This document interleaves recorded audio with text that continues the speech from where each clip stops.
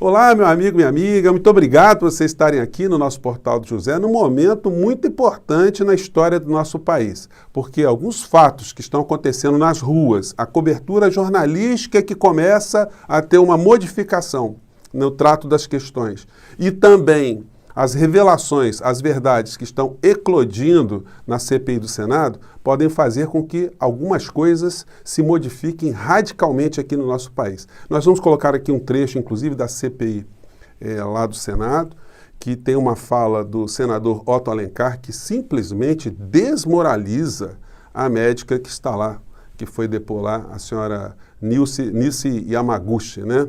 Pois bem, nós vamos colocar esse trecho aqui, vamos abordar outras questões também, mas se você está chegando agora, convido você, antes de mais nada, a se inscrever aqui no nosso portal para você receber sempre as notificações dos nossos vídeos. Nós entramos no ar sempre às 17 horas, às vezes a gente atrasa um pouquinho, enfim. Mande seus comentários para cá, porque são sempre lidos, sempre considerados, e mande o joinha também, porque o joinha ajuda a gente a chegar mais longe. Lembrando que o nosso programa não é editado, então perdoem desde já alguma impropriedade, algum erro que a gente comete aqui, sempre.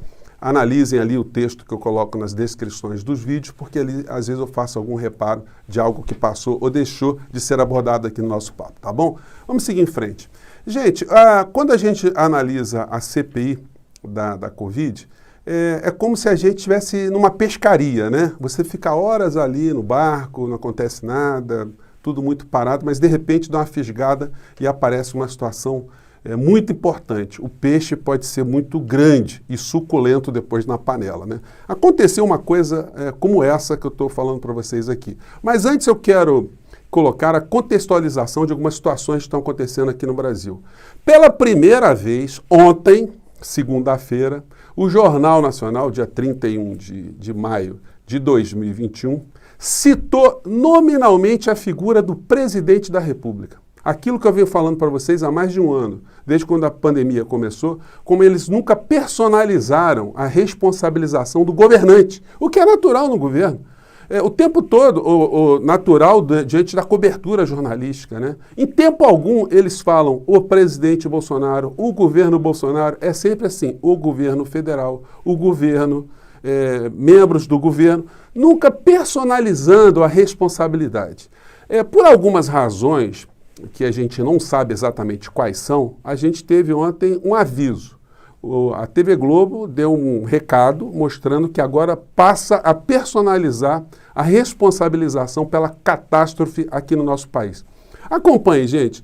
Ontem no Jornal Nacional, logo na chamada, eles falaram o nome do presidente da República algumas vezes, no sentido de deixar claro para o cidadão que o que está acontecendo aqui tem nome e tem CPF. Não pode ser considerado uma entidade abstrata, né? Observem só como o presidente foi citado, o nome do presidente foi citado ontem, logo na abertura. Vamos lá. Boa noite. Boa noite. Quase 463 mil brasileiros mortos pelo coronavírus. E o presidente Jair Bolsonaro aceita trazer a Copa América de futebol para o país. A Conmebol tinha desistido da Argentina por causa da pandemia. O ministro da Casa Civil diz que a decisão é amanhã. Bolsonaro debocha das manifestações de sábado por mais vacinas e pelo impeachment dele, que reuniram milhares de brasileiros em todos os estados e no Distrito Federal. O governo de Pernambuco ainda não sabe de quem partiu a ordem para usar balas de borracha contra manifestantes. Segundo as famílias, 2 cidadãos perderam a vista num dos olhos no Recife. E o Jornal Nacional ouve especialistas sobre a situação de risco dos reservatórios. Bom, e aí vieram as outras matérias, né? Mas vocês percebam que houve uma mudança. Se essa mudança vai permanecer, porque a gente teve o episódio da Copa América, né? Que entrou no radar aqui, enfim.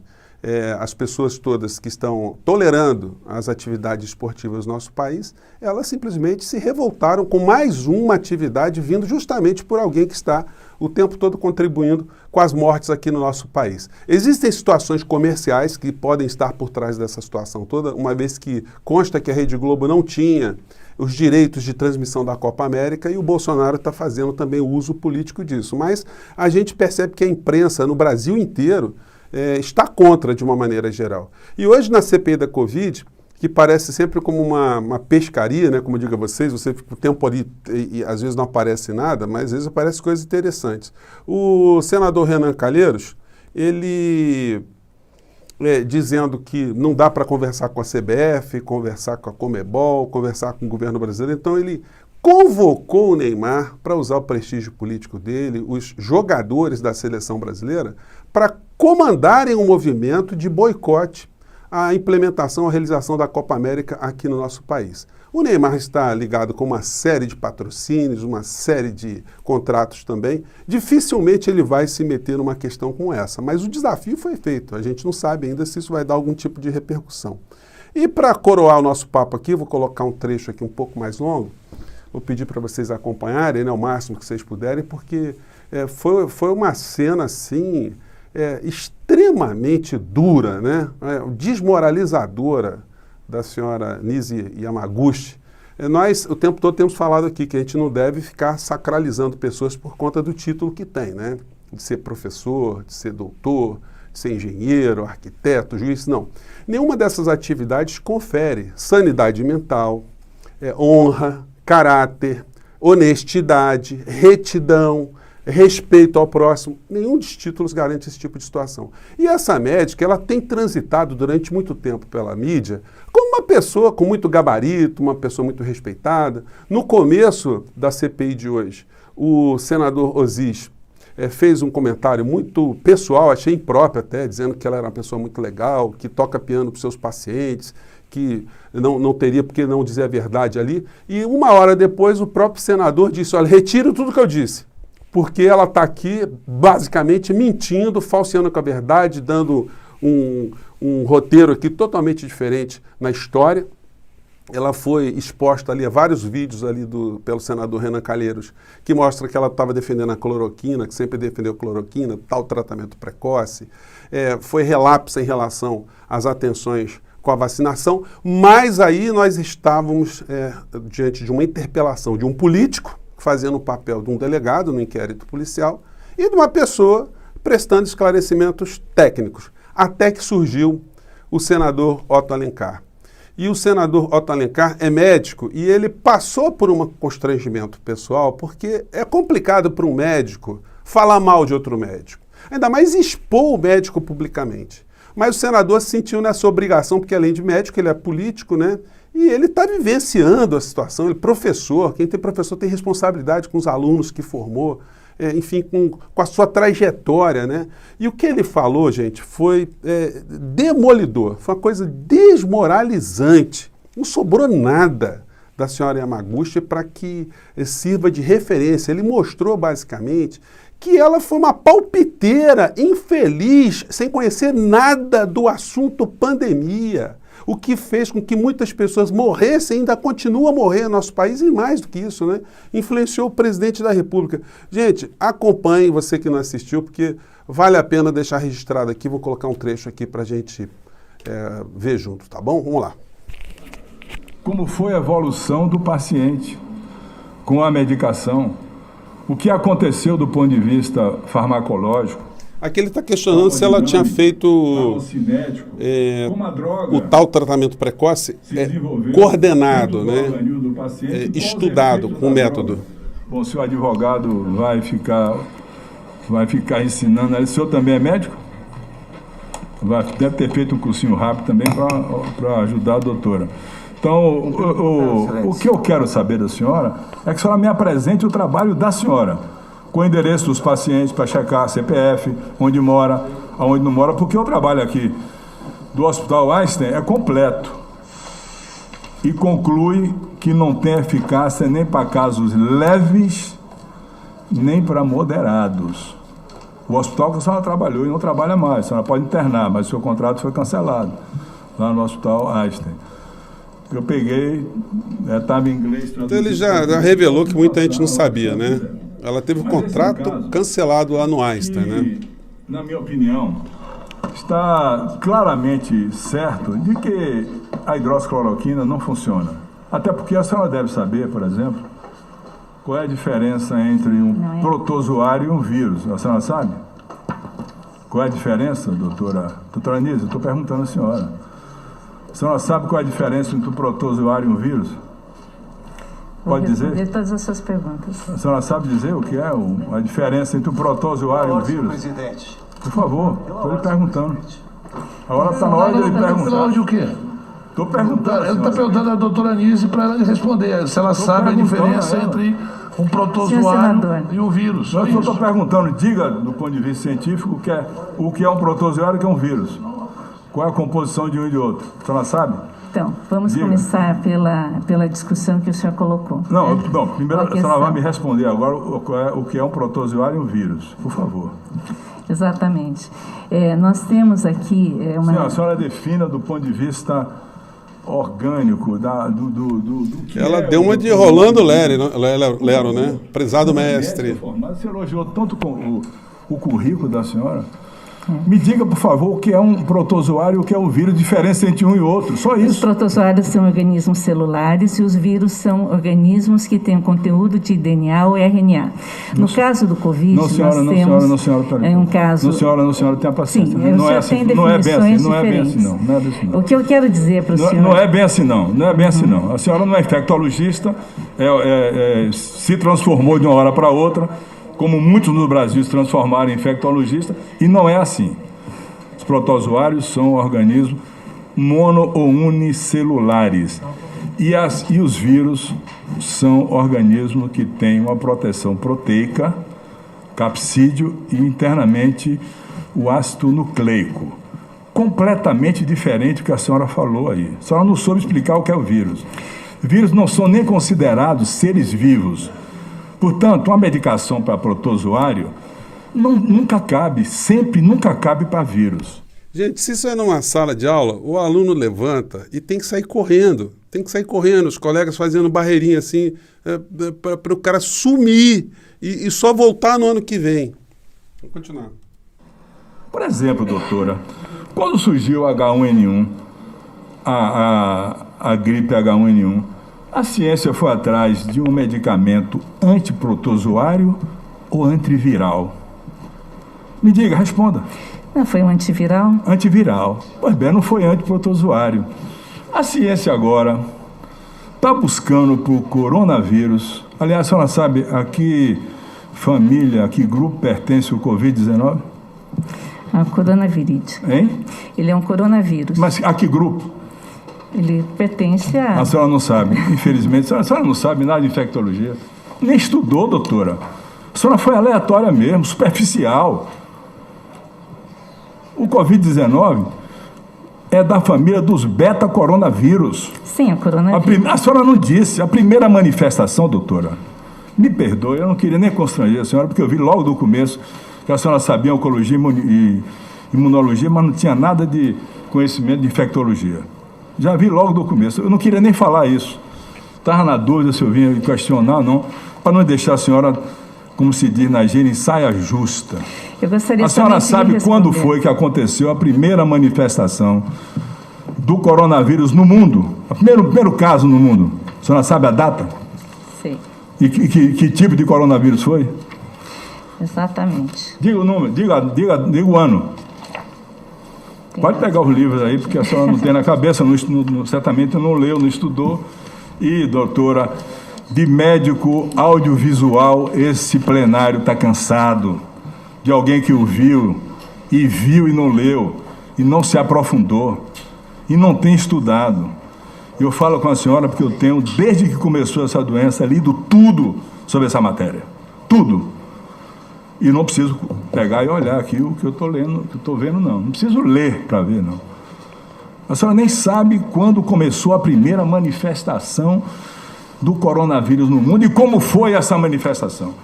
Então a senhora não podia de jeito nenhum estar debatendo um assunto que não era do seu domínio. Isso não é honesto, doutor. A medicina, a ciência quer honestidade, quer verdade, integralidade, capacidade intelectual, científica, para dissertar a respeito de uma doença tão grave como essa.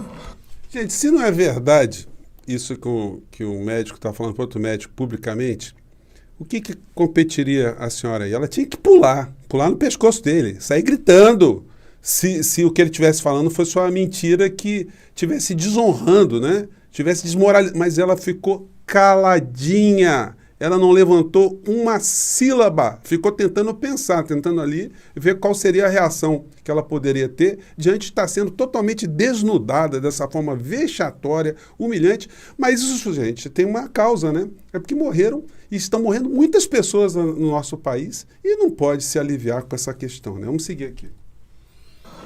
Que muitos médicos e infectologistas ainda não dominam. Então, eu quero dizer à senhora não sabe quando foi que aconteceu a primeira manifestação e como aconteceu. A senhora sabe a data? Muito bem, o senhor tem perguntas e respostas. Deixa eu colocar algumas coisas. Esse estudo que o senhor colocou... tem que me responder quando foi que aconteceu a primeira manifestação. Eu sei que o senhor gosta de datas, etc. A senhora não tem. A senhora não conhece, a senhora não estava preparada para participar do gabinete paralelo, quantos participaram. Né? Sobretudo curiosos, advogados, empresários, o Visad, não sei que lá, tanta gente aí.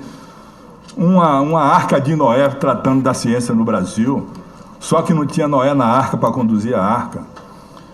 Pois é, vou ensinar a senhora.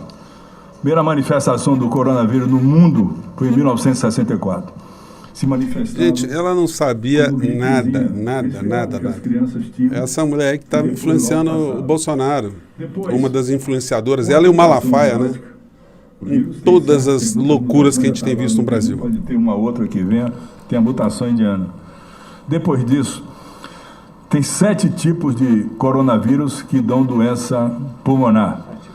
A manifestação pulmonar, pneumonia virótica, doutor. Doutor, eu estou falando com a senhora, presta atenção, por favor. Tem 7 tipos de grupos alfa, beta.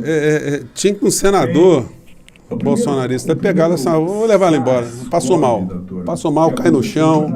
Se eu sou advogado dela, fala, minha filha, tá ruim pro teu lado, viu? Devia ter pensado antes de vir para cá. Sabe, eu vou ensinar. 2003. Primeira manifestação do SARS-CoV foi em 2003. Eu estou falando com a doutora, que deveria entender isso. Infelizmente, a senhora, como colocou naquela frase que o Renan botou ali, a senhora foi aleatória, simplória, não se aprofundou na matéria. Primeira manifestação do SARS-CoV foi em 2003, doutora, em Hong Kong, na China. Ele causou a síndrome respiratória, como está causando aqui no Brasil, aguda. Não teve tratamento. Sabe qual foi o tratamento?